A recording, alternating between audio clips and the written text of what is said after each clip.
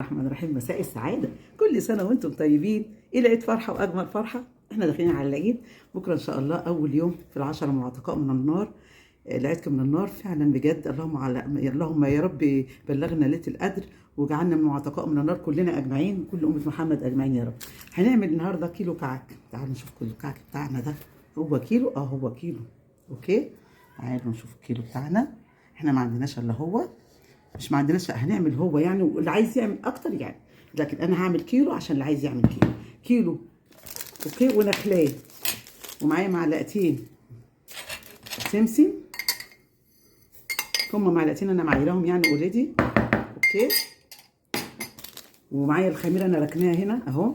فنجان مط يعني، في كوبايه الا ربع. بصي الخميره فرت ازاي، كوبايه الا ربع ميه مع معلقتين سكر مع الخميره. اوكي، طبعا هو فار خلاص كده. هناخدها دلوقتي. استنوا بس، هناخد السمنه الاول. ومعايا نص كيلو سمنه ومعلقتين سمنه، يعني كوبايه فيها 250. اوكي، بصوا ادي دي الفانيليا. انا بحط فانيليا، اللي عايز يروح يحط ريحه الكحك يحط، لكن انا بحط فانيليا لانه بيبقى تحفه وبيبقى جميل. اوكي، طب هعمل ايه تاني؟ هحط السمنه عباره عن ايه يا ماجي؟ انا يا جماعه بعمله ساعات بنص كيلو سمنه بس، فبيبقى ماسك نفسه. عايزاه ناعم سنه تيكه، بروح حاطه معلقتين سمنه تاني او 600 جرام. انا مش هحط 600 جرام، انا مش عايزاه ناعم قوي بيتكسر مني، انا عايزاه مظبوط. فحاطه كوبايتين، والكوبايه 250 يبقى كده 500، وحاطه معلقتين سمنه بالمعلقه دي. اوكي، وهنجيب السمنه ونحطها. دي اول حاجه يا ماجي. اول حاجه السمنه ما بتسخنهاش.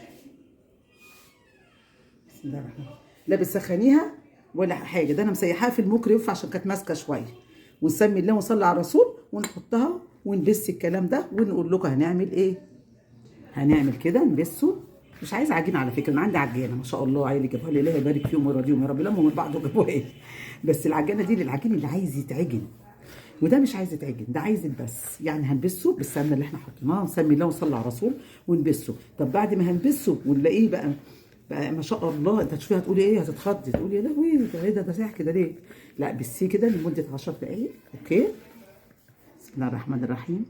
بسيناه ما شاء الله، وعملنا كده كده كله طبعا عشان دقيق الدايره ما يبقاش في دقيق. الدقيق شرب السمنه ما شاء الله، وبقى عامل ازاي هوريه لكم. ما شاء الله العجينه اهي، مش مفلقه، لا مش مفلقه، مش في حاجه. انا عندي الخميره قلت لكم ان انا حطاها ما شاء الله فارت. انا بختبرها لان ده سمنه حرام تروح مني هدر، انا بختبر الخميره.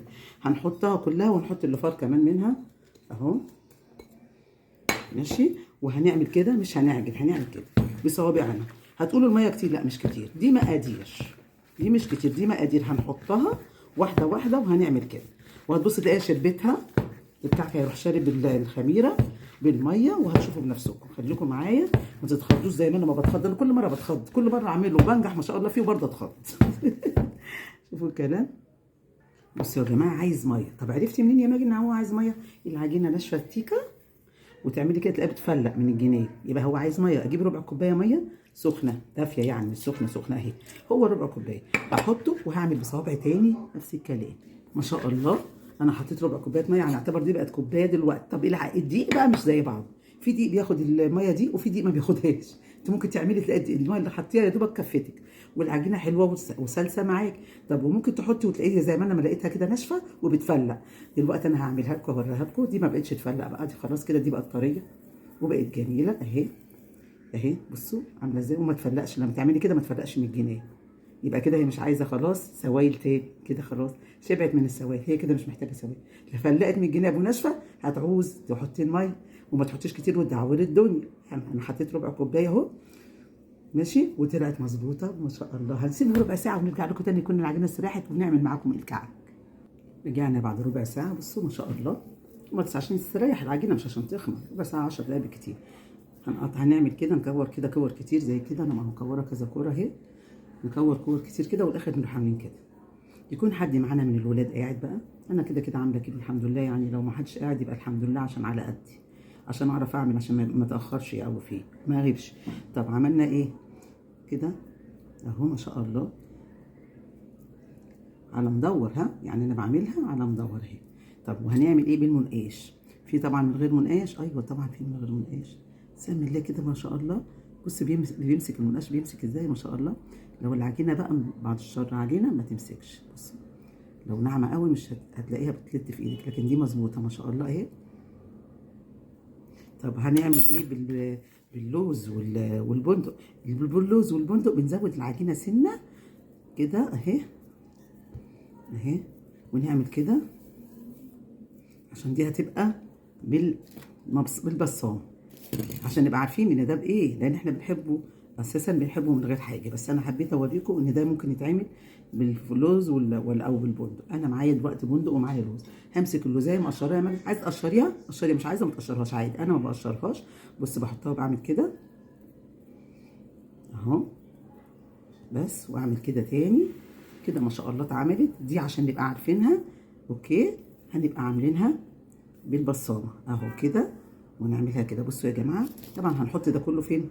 في الصاج. الصاج على فكره مش بتاع لا زيت ولا سمن، الصاج امسحيه وحطيه، امسحيه كده وخليه ايه ممسوح وحطيه اهو بالبصامه. اوكي، ادي البصامه، هي البصامه بتاعتنا بتبقى كده، بتبقى البصمه بتاعتها خفيفه، دي بقى معروفه. والباقي زي ما انتوا عارفين، وشوفوا اللي انتوا عايزينه اعملوه. هنخلص ونرجع لكم. ما شاء الله، ورجعنا لكم تاني بعد ما عملنا ما شاء الله اهو. بصوا الجمال.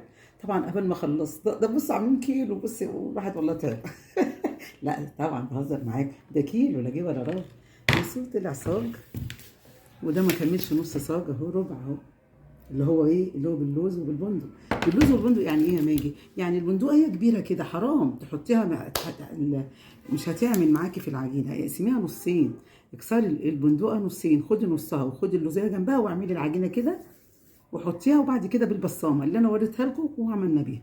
طب احنا دلوقتي هنسيبه يخمر، هو كده كده اوريدي قبل ما خلصته كان خمر ماشي، فما فيش 10 دقايق وهحطه في الفرن وهرجع لكم ان شاء الله. نحطه في النص على حراره، على درجه حراره 180. لو الفرن هادي قوي يبقى 200، عشان الفرن عندي الشعله بتاعته بطيئه فهيبقى 200. طب لو سريع قوي يبقى 180. وفي النص، وما شاء الله انتوا هتشوفوا بنفسكم النتيجه تحفه تحفه مع اكلات الشيف ناجي الونية.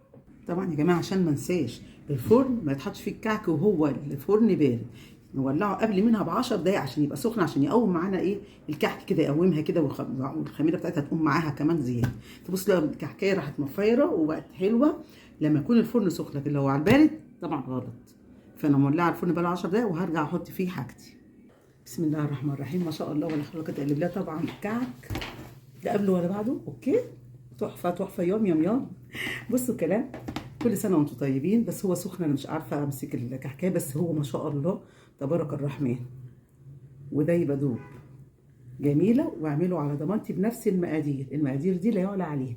انا عملت بيها السنه اللي فاتت، والسنه دي برضه عملت بيها اهو. وحبيت اوريكم وانا على اليوتيوب عامله كل الكحك وكل البسكويت وكل الفطير. يا ريت تدخلوا على اليوتيوب على قناه اكلات ماجي غنيم، وانتوا هتلاقوا كل حاجه انتوا عايزينها بالظبط وبالتفاصيل. اوكي، ويوم يوم يوم مع اكلات ماجي غنيم. السلام عليكم ورحمه الله وبركاته.